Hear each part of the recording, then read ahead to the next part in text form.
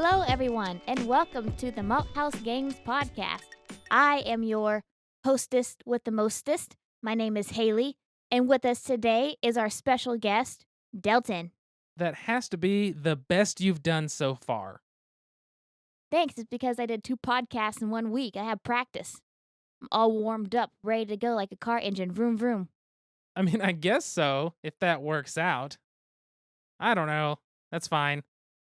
Welcome, everyone. We are a podcast about tabletop games, board games, card games, sometimes Magic the Gathering, sometimes beer, sometimes cats, and sometimes eloquent stories about turtles and other fun things.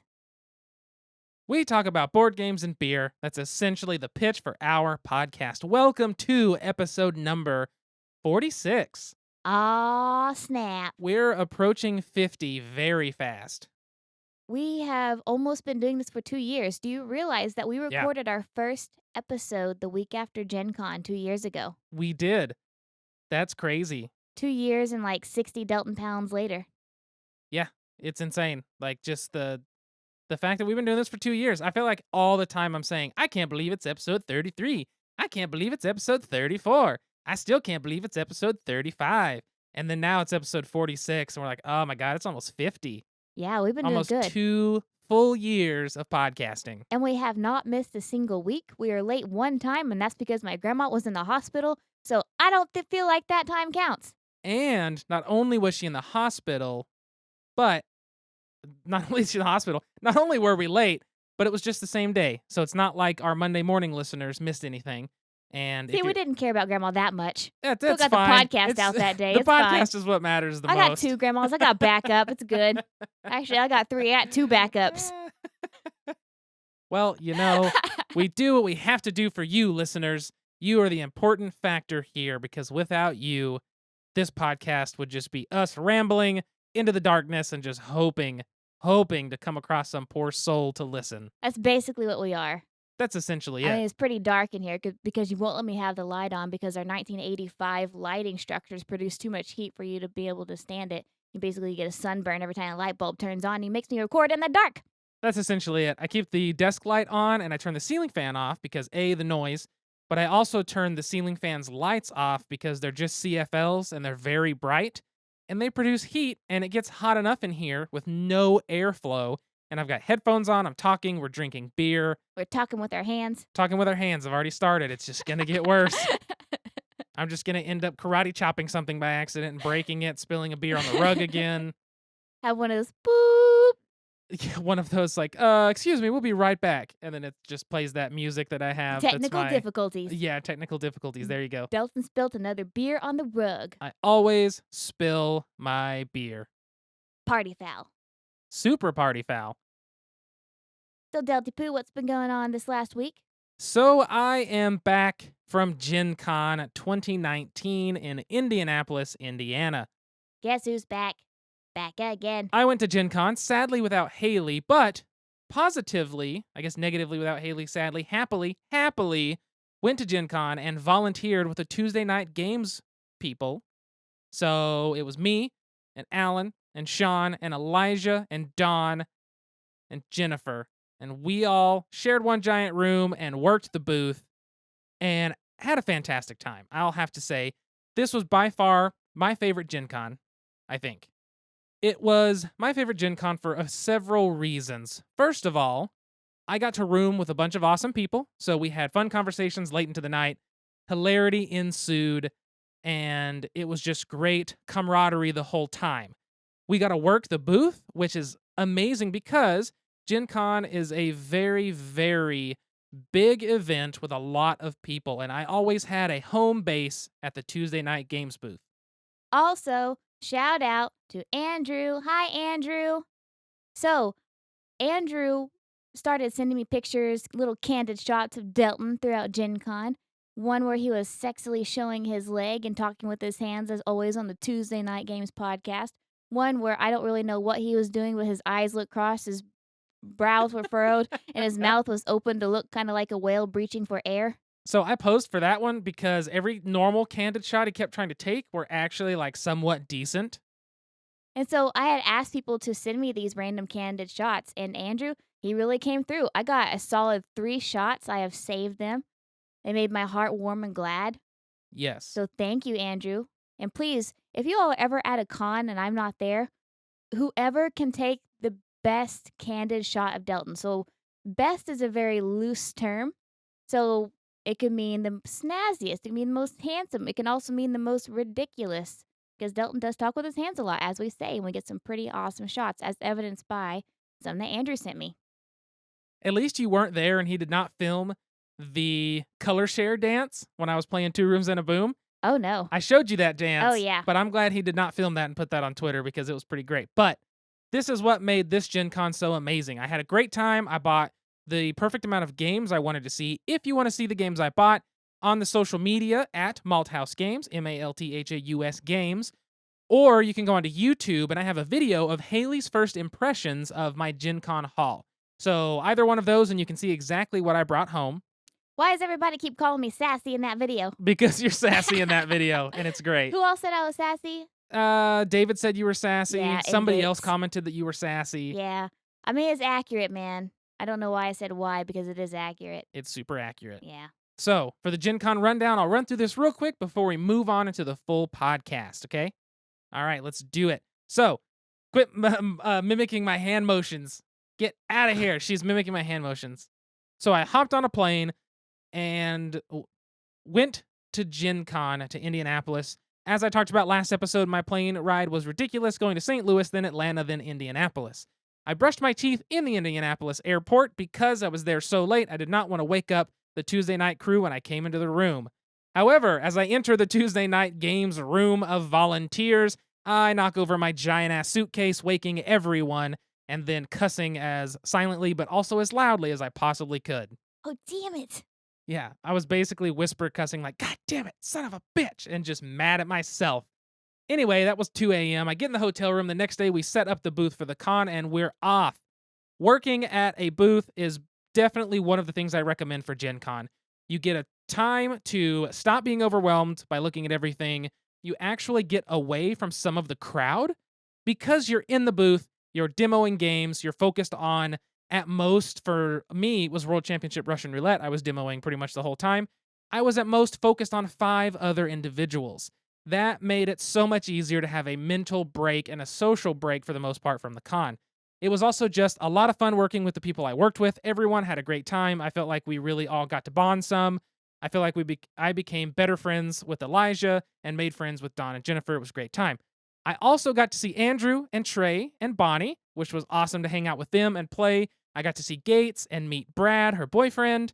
I got to see DC and I got to meet his friend and his girlfriend and 2 other friends of his, and I'm forgetting names because there's so many people. I saw Tyler with Portal Games, got to meet his friend who was demoing with him. I saw Nikki Schultz at Plaid Hat. I saw all these people that I could connect with. I got to see Michael several times from Hub Games. By the way, check out Mega City Oceania. Oh my goodness, that game looks great on the table, and they sold out what they took to Gen Con, which is huge. I gave him a bowl koozie, and Gates a bowl koozie. You did, and I did deliver those. Thanks. I delivered those on time. But got to see a ton of people. I always had somebody around the corner to talk to. That really made Gen Con nice for me because I knew them. Jonathan was there from here in Oklahoma, Red Hand Roleplay. And Ben was there. And Ben was there, even though I barely got to see Ben because he was so busy with running Blood Feud. Which is a good thing. It was popular. Very good. Apparently, he's had great feedback, which is fantastic. All of the B Team crew, Will and Logan and Greg, got to see them. SBJ was there at one point. So I got to see all kinds of people, and I'm probably going to forget people, and that's going to be okay. Plus, shout out to Alan and Sean for letting you work for them. Definitely shout out for them. Check out the Tuesday night podcast from the Gen Con episode at PlayTKG on Twitter. I am on the episode because I am a knight on their podcast. And so you can hear a little bit from me basically telling you the story of brushing my teeth and knocking over my suitcase. But it was a great episode. Mothership won gold in the Innies for best game of last year, which is fantastic. And the module Dead Planet won silver for best adventure. So huge, huge awards. Congrats again, Sean and the Tuesday night crew. That's a big deal. Yeah, I'm really happy for them. So that's my big Gen Con spiel. Best Gen Con I've been to yet. I'm excited for Haley to go with me next year. Hopefully, she will want to volunteer somewhere. I would love to. I think if you want to go to Gen Con, you want to try to save a little money, but also make good friends, good connections, and give yourself a break from the ridiculous hustle and bustle. Volunteering is a way to go. It not only helps these companies out, but it gives you basically friends, a safe place to go back to, a home base to check in at, and it's just a nice experience. I really loved everything, and a big shout out again to Gates and Brad for letting me crash on their pull out couch before my flight. So volunteering for a board game company sounds a lot like you're joining a sorority for the weekend. It kind of does. I You're mean, like, you all just hang out together and do random stuff. you have allegiance to one particular community. Yep. You all stay in the same house. Yep, You all live by college age standards. totally. And basically, you're friends by association, which is not a bad thing. Yeah, I mean, essentially, yeah. So you're part of a sorority. Congratulations. The TKG sorority. We'll get you It's- some letters for the back of your car. I mean, I have a shirt now, so I can Yeah. represent on the go. Just wear that shirt with some leggings as pants, and man, you're ready to go, ready to roll. Exactly. So I am going to do our Patreon shout outs now because I feel like I'm shouting everybody out. I'm going to get this all out of the way in the beginning. Thank you, Alan, for supporting us on Patreon. Thank you, Allison, for supporting us on Patreon. Also, thank you to Jesse and Catherine for supporting us. And a big thank you to Tyler as well. I'm also going to shout out someone who is not on the level of being shout out, but that is Cliff. I got to meet Cliff. He is a Patreon backer of ours. I got to meet him. He was demoing with Pandasaurus, and he came by the booth on his break with a friend of his, and they were very nice. It was awesome to connect and be able to chat. Sadly, I did not see him again when I went by Pandasaurus later, maybe the next day, but I didn't get to see him again. Hopefully, I will see him either at BGG or Gen Con next year, or if we end up doing Origins, something like that. Yeah, I'd like to meet him. So that was awesome being able to see a fan and a patron and have a first time meeting. That was just, it was fun. It was nice. It was kind of rewarding for me, not gonna lie, but absolutely great time. So thank you to everyone that made this Gen Con the best Gen Con yet. Now, with that ridiculousness of talking as fast as I possibly can out of the way, what have you had going on while I was gone? I slept, Yay. and then I took another nap. Jerk. I stayed up till like 1, 2, 3 a.m. every night and only got at most like 6 hours. Well, that was only day one. So the day two, I slept in, Great. and I took a nap. Great. And Allison came over, and I took a nap, Great. and I slept. Ugh. But yesterday, I actually got to be on another podcast. Ooh, a podcast. It was the Lost Ogle podcast. Boom. So the Lost Ogle Show is a new podcast for all ye Oklahomans and I guess other people around. Anybody who wants to listen, Anyone who really, wants to or listen to it. read. I mean, it's based out of here in Oklahoma. We talk about a lot of Oklahoma issues, but yesterday we tackled the topic of guns, psychology, and video games. Dun dun. So I Dun, got to talk dun. about that. I got to get on my soapbox and old man rant for a little bit because I'm good at that. And shout out to Patrick. Thank you, Patrick and Marissa, for inviting me on. And we also got to hang out with Corbin, who has Storm Brew Games. He's part of the owners of Storm Brew shop up here in Edmond, which is a Magic the Gathering Warhammer type shop, which is pretty awesome. We all got to hang out and chat and also drink some Anthem Brew like we're about to do. We will get to the Anthem here in a little bit. We have one before that. But Anthem is Jumping part the of this gun. show. Jumping the gun. Jumping it. Anything else you've had going on in your life? I don't think so. We're preparing for a conference next month. We're going to go to North Carolina to speak at the Recovering from Religion retreat. So I'm kind of excited about that. Woo. And that's about all. Well, there you go. So Haley has had some excitement as well. It wasn't all just me at Gen Con. I had naps. She also had a lot more sleep than I did, and I'm jealous of that fact. I don't know if it's just I don't have anything else to do. Whenever you're gone, I take a lot of naps. I think that's it. You just get bored with the cats because all they can do is, sit there. All they do is nap. They like come and lay on your belly, and you're like, Yeah. okay, third nap of the day. I'm down with this. It's so nice. I've been home enough times without you that I know that's the case. That is exactly true. It's like you get up to try and do something productive, and Steve's like, I'm gonna make biscuits on your belly real quick, and you're like, oh, it's so cute. Then he lays down and goes, and you're like, oh, damn, Yeah. I'm stuck. Yep, and then you're just stuck there for however long he wants to lay down. That's exactly right. Well, if that's all we've had going on in our lives recently, then let's get onto this game and move this podcast along. Oh, here's the door. It's straight ahead. It's a game. So before we get into the game, we are going to crack our first beer. This beer is from Iron Monk Brewing Company in Stillwater, Oklahoma. It is Road Tripper IPA. This is the first entry in the Road Tripper series of IPAs. Like cool discoveries on any great road trip, we hope you'll enjoy discovering each special release in this fun, hoppy series. This is an India Pale Ale. It comes in at 6.5%. I like beer, and I like trucks, and I like cats, and I like ducks. Do you like my song? No, that might be a terrible country song I just sang, but there's an actual country song that goes, I like little baby ducks, old pickup trucks, tomatoes on the vine, and watermelon wine, dandelion wine. I can't remember. That sounds terrible. It was actually really good if you were born in like 1819. All right, so this smells like most any IPA. Given these beers are not that cold, I bought them this afternoon, put them in the fridge, and they're almost room temp again, which I actually like a little bit warmer beer on the side. Like, I don't like warm room temp beer. I like it when it's like 50 degrees or so. I think that's the best. These are a little warmer than that. But how's the taste on this one for you? It's really good.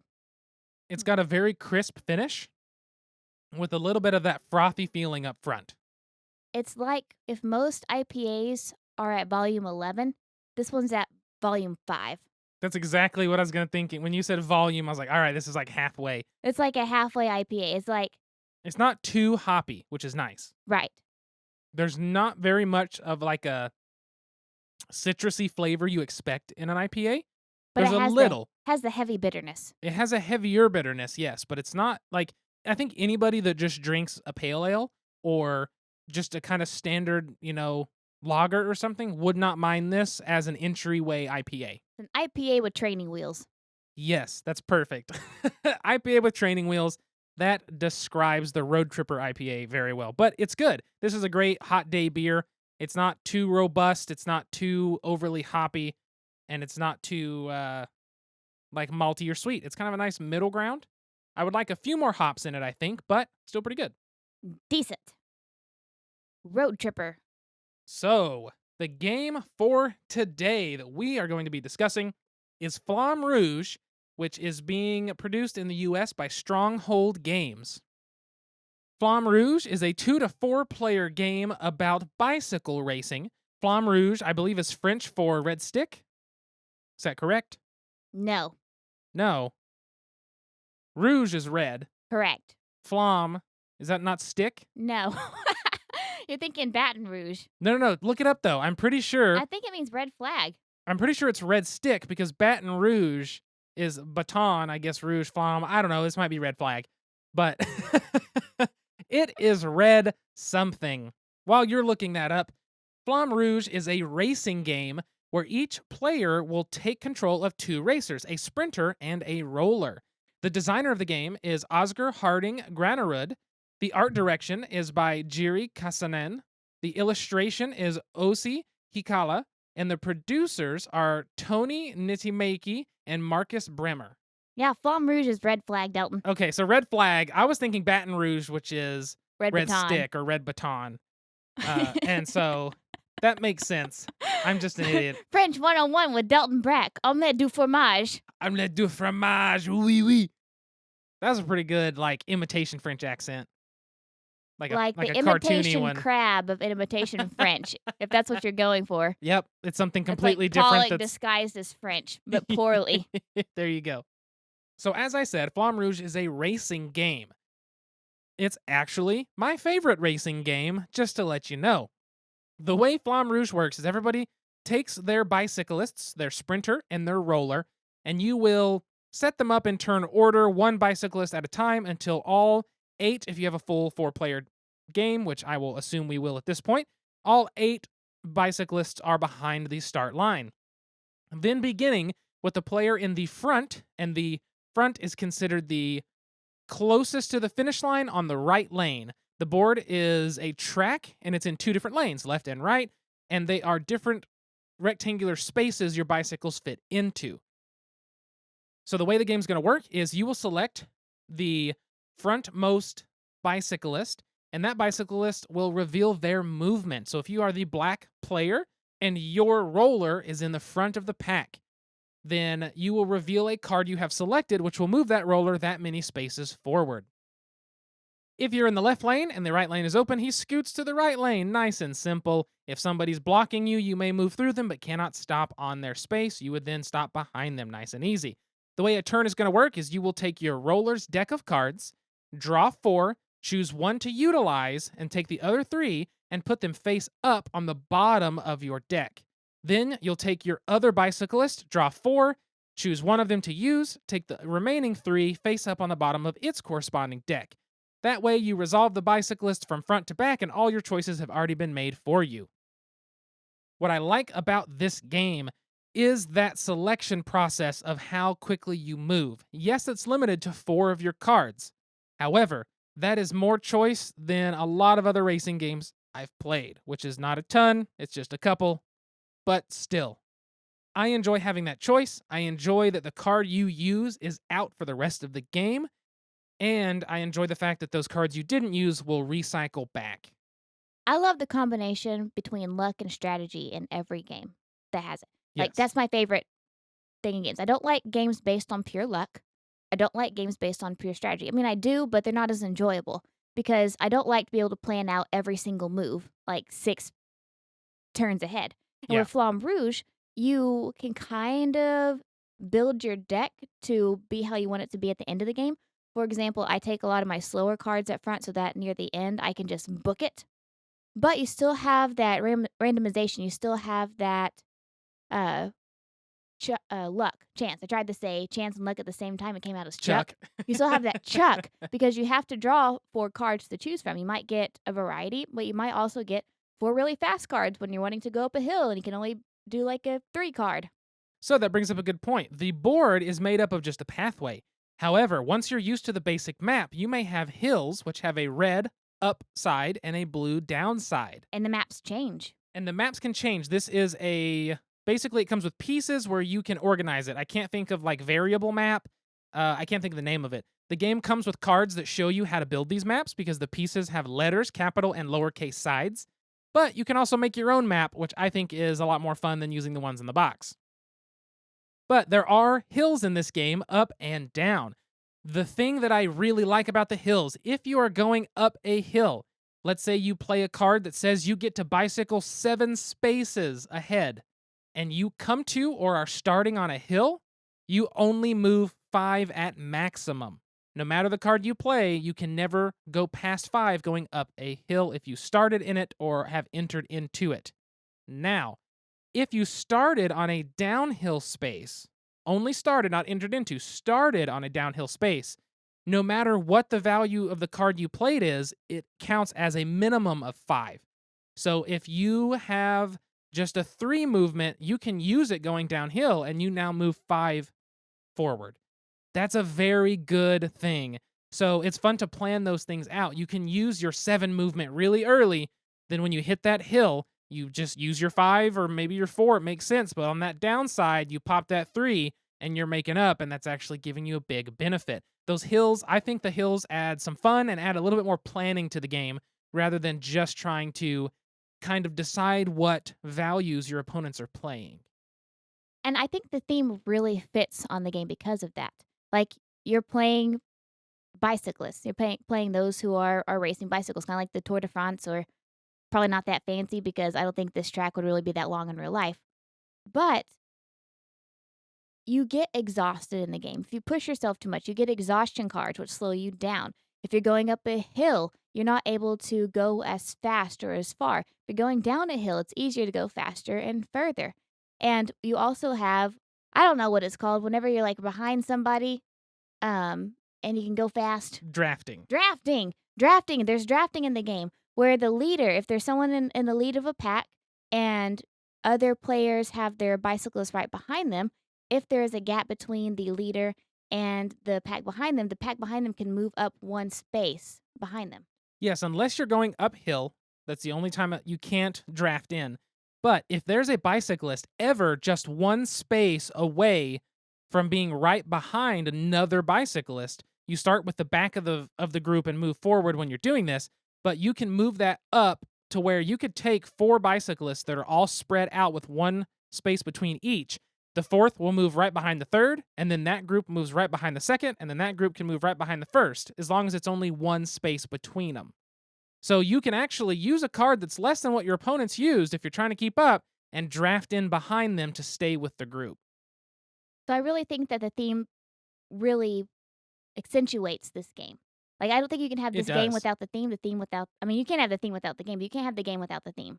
I It think fits that's really well. accurate, yeah. It's not one that's just been kind of pasted over, which there's nothing wrong with that either. I mean, games can be fun no matter what theme they have. I mean, look at things like GIF.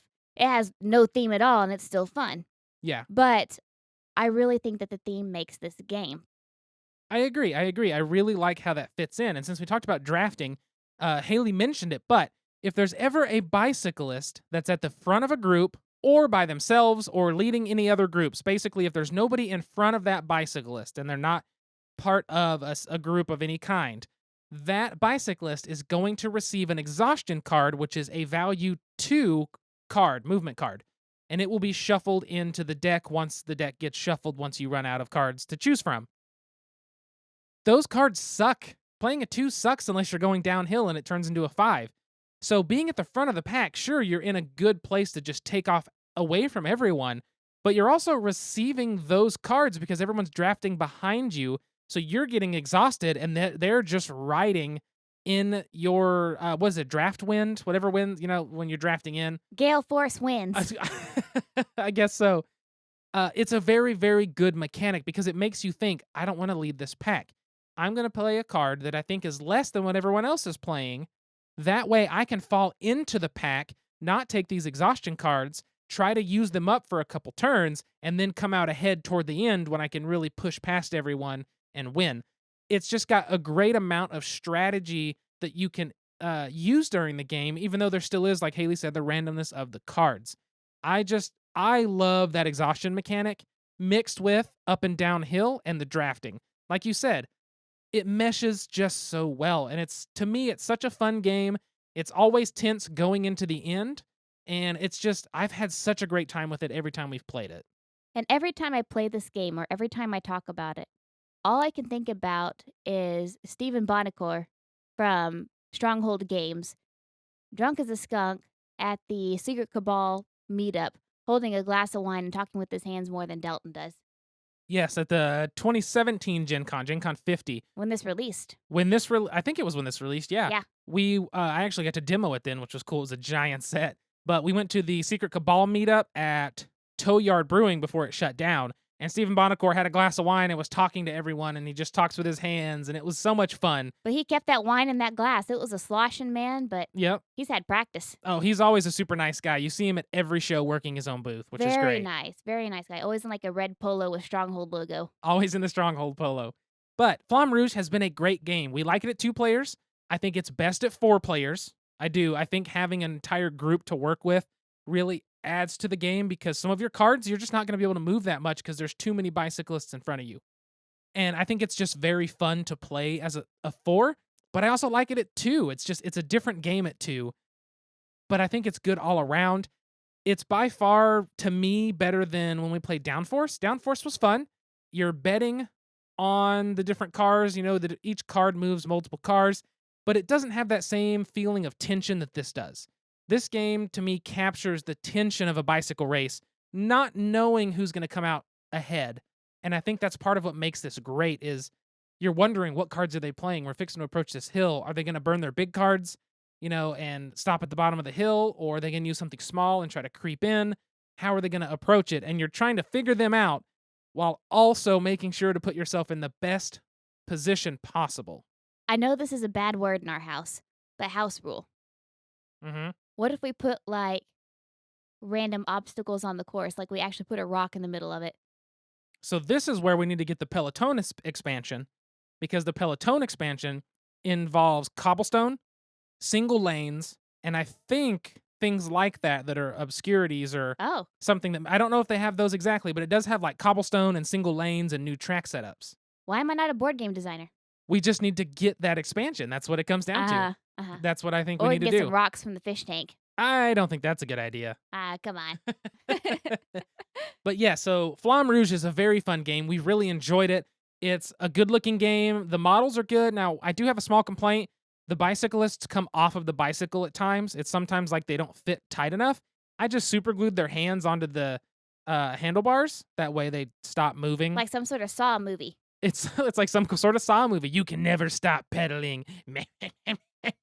What kind of atrocities did they commit to have that as their, like, punishment? They kept getting off their bicycle. They're in a race. Quit doing that. Okay. Yep. But You are very, not a very, benevolent god. I'm not a benevolent god. Very cool game. I will highly recommend it. I think it's a great game. If you like racing games, if you think racing games are fun, I just think this one wins out. And anytime I look at another one, I think I'd rather play Flamme Rouge, which is why I have never bought another racing game. Not that you haven't been tempted. Not that I haven't been tempted, not that I haven't played another racing game, but Flamme Rouge always wins out. Since Flamme Rouge is a little different in that it's actually a real sport turned into a board game, we wanted to talk about something similar. Hey, what can I get you? I'd like a topic. Any special way?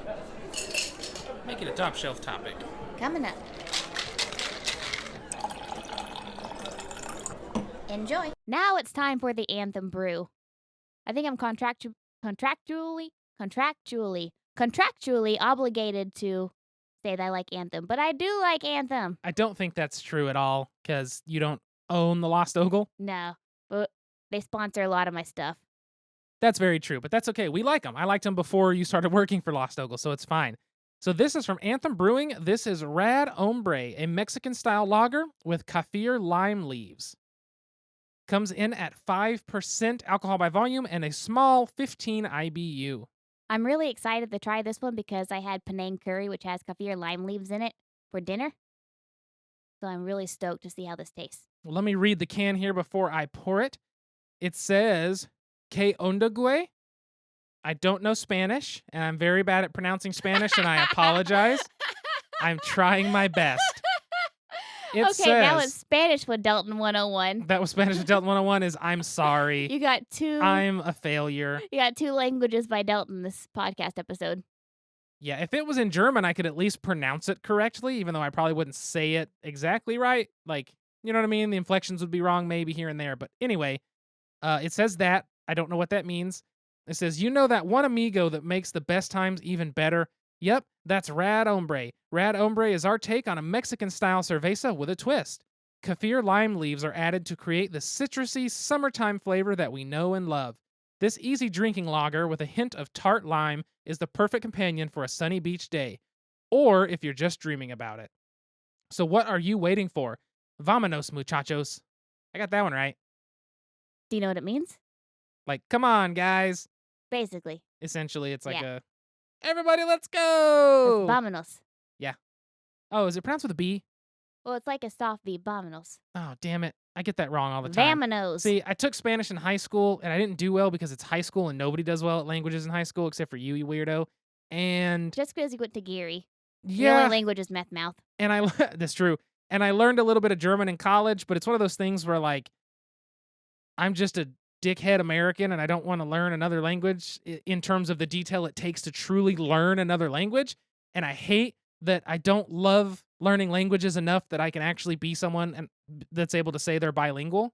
We can just start like Nope. playing movies in German and stuff. Nope. We can Can't watch Babylon can't do it. Berlin again. That's too much thinking. It's too much thinking for my little baby brain. That is fantastically light. This is the palest of pale. This is like me in beer form. Oh my god, it is. I'm just translucent. You are the Rad Hombre, Delton.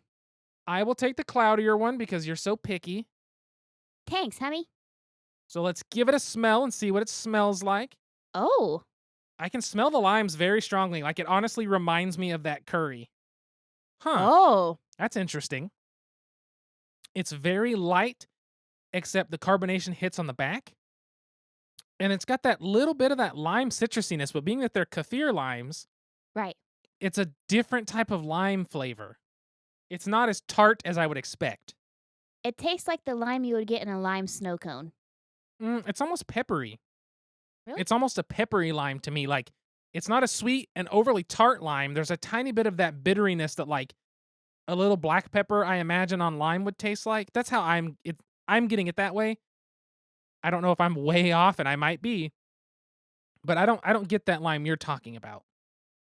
But it is amazingly light. It's a very, very light beer. It's got a high amount of carbonation, especially on the back end. Very refreshing. Yes, if this was cold, It's if like this was cold, it's a great summer beer. it's like what Miller Lite is supposed to be. It's like if Miller High Life Yeah. actually had alcohol content. Yeah. It's that light champagne-y fluffiness. The fluffy beer. And it's just enough of that little bit of a citrusiness that it's not just a plain lager. That adds just enough of a twist, a little bit of extra character that it kind of breaks the mold of just a standard Mexican style lager, right? That's really good though. I like it. And the can design's cool, I think. But I like that. A+, Anthem. A+. Anthem's still my favorite Oklahoma brewer. And so I like most of the stuff that they do. So, yeah. I do too.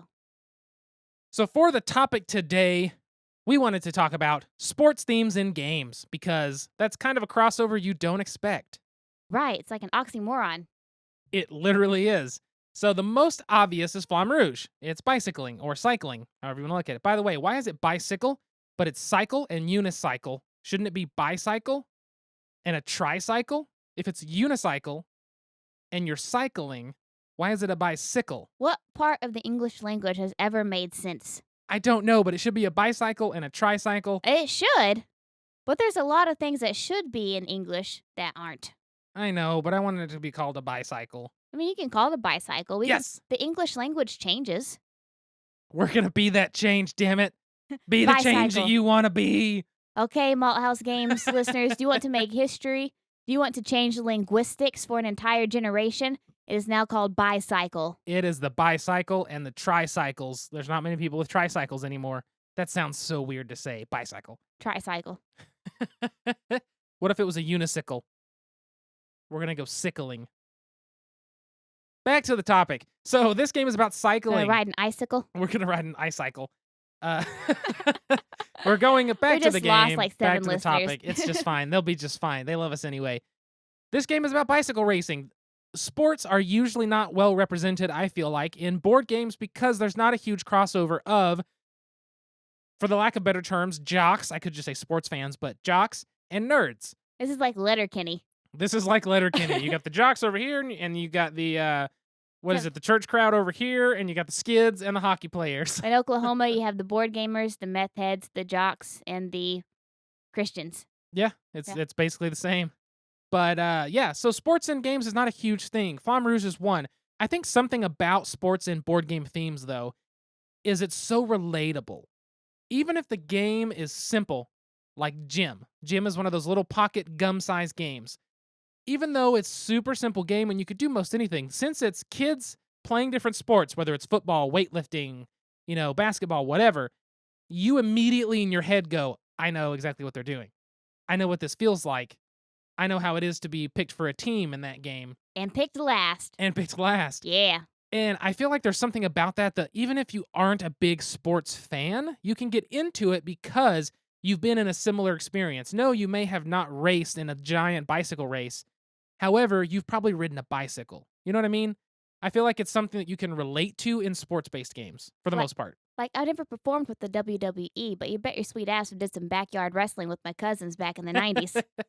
Just, power bombing each other onto cow patties and Clothes hanging each other on the trampoline. It's a lariat with a real lariat. Hell yes, brother. Oh my gosh. But yeah, even Austin 316. even that, they have the WWE, what was it, like SmackDown, whatever game I had.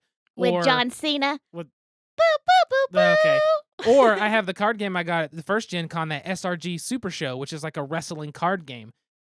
Even though I've never professional wrestled, you've never professional wrestled, hopefully neither one of us ever do because we'll die. You don't know. I might have like a secret persona out there. I guess so, I do have 2 last names. I can go undercover pretty easily. Well, maybe. But even though we've never done it, there's something about the fact that we know about it, we've seen it, and we've done some of this on a trampoline or in a pool with friends, right? Oh, hell yeah. So there's that feeling of, I kind of know what this is like. I know what this is about. It's not a fantasy game about witches delivering potions. It's not about a spaceship delivering the DNA of humanity across the universe. It's about something we can relate to better. And I think there's something to be said about that being underused. However, in the board game culture, there's kind of a big push away from sports so heavily that it's almost like you have to be so niche in it. It's You like a have to form of look at Flamme Rouge and say, this is different enough. it's like a form of gatekeeping. Like we want the Yeah. jocks to stay out of our board games, so therefore anything that's sports related is not welcome here. Yeah, exactly. The first year at Gen Con, there was that like NFL Stadium game where I think you programmed your plays and then the little people performed them. Kind of a cool idea. Not a football fan. This year they had a card game that was playing football somehow. It's like you play these cards to play football, and yeah, they had a little like paper field that you put down. But the problem is there was never many people at the booth, and I think that's exactly it. Is we treat sports as not as good as this nerd side so badly that we're pushing off things that could be used to make good games. This isn't the real Letterkenny, y'all. We can all play together. The meth heads can play with the board gamers. The jocks can play with the meth heads. The Christians can judge us all. We can cross over. It's fine. It's super fine. But I think that's true. It's kind of a form of gatekeeping that our community has without realizing it. Obviously, in our community, for the most part, you're going to say if anyone wants to play a board game and have fun, sure, come play a board game. But if someone says, hey, let's play this football card game, are we really going to be enthused? You know what I mean? Like, Right. part of that is generally the nerdy side of somebody or somebody that's considered themselves a nerd isn't going to be a big sports fan. So that might not be a theme that they're into. However, I don't know how much I'm into, I'm trying to look at our board game shelf and come up with a theme that's like something I'm not huge into, like Rampage. I may not be that into kaiju and dinosaurs destroying buildings and stuff, but it doesn't mean I don't have a lot of fun playing in those. So why can't I play a sports-based game? Yeah, I'm not big into medieval, but I like the Camelot games. There you go. And it's something that I think that we can improve upon in the industry, but also I feel like there's missed opportunity there. Like there's got to be a great way for like curling to become, well, I guess that's basically crokinole. Uh, Crossover, see? tabletop curling is The crokinole. jocks and the board gamers are already aligning. It's working out. But I mean, there are games based on baseball. There's Baseball Highlights 2045, I believe it's called, from Eagle Griffin. Supposedly a great card game. I've never played it because I've never seen it. I want to try it before I ever bought it. But it's also set in like the future where you've got like bionic arms and stuff. So it's, or it's a robot baseball player. Oh, hell yeah, brother. So it's a little different, but it's kind of the same thing though. That's broken ground enough that people enjoy it even if they're not huge baseball fans. However, a baseball fan is going to think it's pretty neat. So I feel like there's more room for crossover with sports stuff.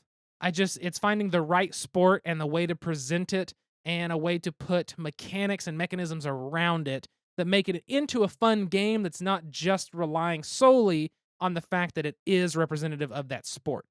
Does that make sense? It does. And I think Flamme Rouge is like the perfect bridge right now because it's a fun game, it has great mechanics, it's a theme that makes sense, everyone's ridden a bicycle, and it's a great game. So Join the revolution, kids. Exactly. So I feel like that all kind of just works out and we could have more sports in games. I'm not opposed. I'm not either. I don't know much about sports, but yay, sports. But we'll figure it out. Since Flamme Rouge is all about racing, I have a few questions about how you race. And now, join us for a Malthaus Games podcast special, Pint-Sized Question. What is your racing strategy? That is today's question. So my racing strategy in board games is basically Board games or real life. Well, what I'm saying is my strategy in board games is the same one I have in real life. I start off slow at a decent pace, and when I play Flamme Rouge, I typically don't play my 2s and 3s right up front. I play my 4s and 5s to save my 6s and 7s and 8s for later on. And the same thing whenever I, let's say, run the half marathon. I start out at a solid 6 miles per hour pace and just keep on trucking at that pace, keep on trucking. But in both scenarios, I save up all my energy for that last mile or those last turn or twos in Flamme Rouge where I use all my fast power building, or I use all my fast cards. I use all my energy in the end of the race. I think that's pretty much my approach. However, I do have a tendency to try to get out ahead early, which means I'm going into the last turn less prepared than I should be. So I always have a plan, but I kind of let myself down. I'm gonna start making you play my impulse control games I play with my 7-year-old clients and program. No. I did 35 minutes of an impulse control game with the kid today, and he kept losing. He kept losing, and he was like, "Why do I keep losing at this?" I'm like, "What was impulse control again?" He goes, "Oh yeah, That sounds like something I would do. yeah." I would fail at an impulse control game. I think that's pretty accurate. I think that also wraps up this episode nicely. Thank you for tuning in and listening to episode 46 of the Malthaus Games podcast. If you would like to reach out to us on social media, we are at Malthaus Games, Malthaus Games. If you have any kind of question to ask us or a question you want us to answer on the episode, a topic for us to cover, or even a game you would like us to look at and talk about, you can email us, contact@malthausgames.com. You can find me personally on all social media at Delton Brack, DeltonBrack, and you can find Haley at SQUIRRELYGEEK. at Squirrely Geek. So thank you again for tuning in to this episode. Until next time, sit back, relax, grab a drink, and play some games. We'll see you folks later. Goodbye. Bye.